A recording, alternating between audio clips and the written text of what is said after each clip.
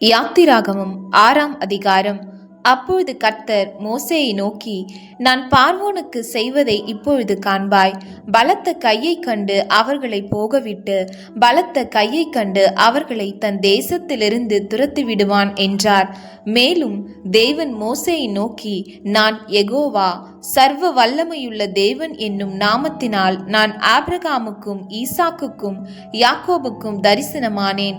ஆனாலும் யெகோவா என்னும் என் நாமத்தினால் நான் அவர்களுக்கு அறியப்படவில்லை. அவர்கள் பரதேசிகளாய் தங்கின தேசமாகிய கானான் தேசத்தை அவர்களுக்கு கொடுப்பேன் என்று நான் அவர்களோடே என் உடன்படிக்கையையும் ஏற்படுத்தி இருக்கிறேன். எகிப்தியர் அடிமை கொள்ளுகிற இஸ்ரவேல் புத்திரரின் பெருமூச்சையும் நான் கேட்டு என் உடன்படிக்கையை நினைத்தேன். ஆதலால் இஸ்ரவேல் புத்திரரை நோக்கி, நானே கர்த்தர், உங்கள் மேல் எகிப்தியர் சுமத்தின சுமைகளை நீக்கி நான் உங்களை விடுவித்து உங்களை அவர்கள் அடிமைத்தனத்திற்கு நீங்களாக்கி ஓங்கிய கையினாலும் மகா தண்டனைகளினாலும் உங்களை மீட்டு உங்களை எனக்கு ஜனங்களாக சேர்த்து கொண்டு உங்களுக்கு தேவனாயிருப்பேன். உங்கள் மேல் எகிப்தியர் சுமத்தின சுமைகளை நீக்கி உங்களை விடுவிக்கிற உங்கள் தேவனாகிய கர்த்தர் நான் என்று அறிவீர்கள். ஆபிரகாமுக்கும் ஈசாக்குக்கும் யாக்கோபுக்கும் கொடுப்பேன் என்று நான் ஆணையிட்ட தேசத்தில் உங்களை கொண்டு போய் அதை உங்களுக்கு சுதந்திரமாக கொடுப்பேன். நான் கர்த்தர் என்று அவர்களுக்கு சொல் என்றார். இந்த பிரகாரமாக மோசே இஸ்ரவேல் புத்திரருக்கு சொன்னான். அவர்களோ மனமடுவினாலும் கொடுமையான வேலையினாலும் மோசேக்கு செவிகொடாமற் போனார்கள்.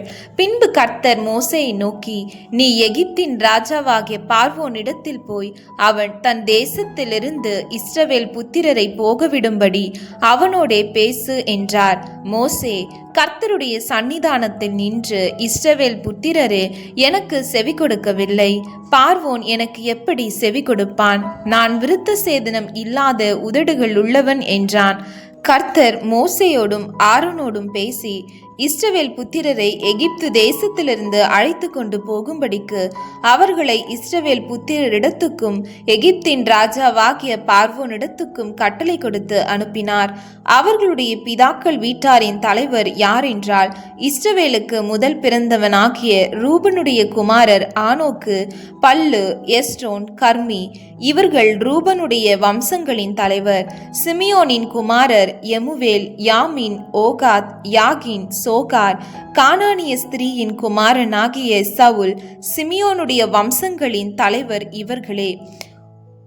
உற்பத்தி கிரமப்படி பிறந்த லேவியின் குமாரருடைய நாமங்கள் ஆவன: கெர்சோன், கோகாத், மெராரி என்பவைகள்.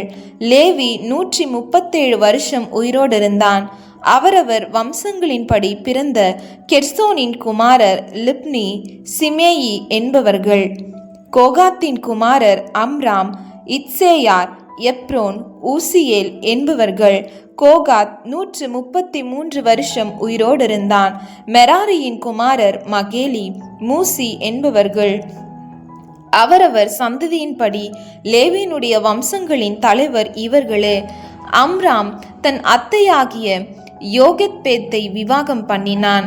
அவள் அவனுக்கு ஆரோனையும் மோசேயையும் பெற்றாள். அம்ராம் 137 வருஷம் உயிரோடு இருந்தான். இத்சேயாரின் குமாரர் கோராகு, நெப்பேக், சித்ரி என்பவர்கள். ஊசியேலின் குமாரர் மீசவேல், எல்சாபான், சித்ரி என்பவர்கள். ஆரோன் அம்மினதாபின் குமாரத்தையும் நகசோனின் சகோதரியுமாகிய எலிசபாலை விவாகம் பண்ணினான். இவள் அவனுக்கு நாதாபையும் அபியுவையும் எலெயாசரையும் இத்தாமாரையும் பெற்றாள். கோராகின் குமாரர் ஆசீர், எல்கானா, அபியாசாப் என்பவர்கள். கோராகியரின் வம்சத் தலைவர் இவர்களே. ஆரோனின் குமாரனாகிய எலெயாசர் பூத்தியேலுடைய குமாரத்திகளில் ஒருத்தியை விவாகம் பண்ணினான். அவள் அவனுக்கு பினகாசை பெற்றாள். அவரவர் வம்சங்களின்படி லேவியருடைய பிதாக்கள் ஆகிய தலைவர்கள் இவர்களே. இஸ்ரவேல் புத்திரரை அணி அணியாய் எகிப்து தேசத்திலிருந்து நடத்தி கொண்டு போவதற்கு கர்த்தரால் கட்டளை பெற்ற ஆரோனும் மோசேயும் இவர்களே. இஸ்ரவேல் புத்திரரை எகிப்திலிருந்து நடத்தி கொண்டு போவதற்கு எகிப்தின் ராஜாவாகிய பார்வோனோடே பேசின மோசேயும் ஆரோனும் இவர்களே. கர்த்தர் எகிப்து தேசத்திலே மோசேயோடே பேசின நாளில் கர்த்தர் மோசேயை நோக்கி, நானே கர்த்தர், நான் உன்னோடே சொல்லுகிறவைகளை எல்லாம் நீ எகிப்து ராஜாவாகிய பார்வோனுக்கு சொல் என்று சொன்னபோது, மோசே கர்த்தருடைய சந்நிதானத்தில் நான் விருத்த சேதனம் இல்லாத உதடுகளுள்ளவன், பார்வோன் எனக்கு எப்படி செவி கொடுப்பான் என்றான்.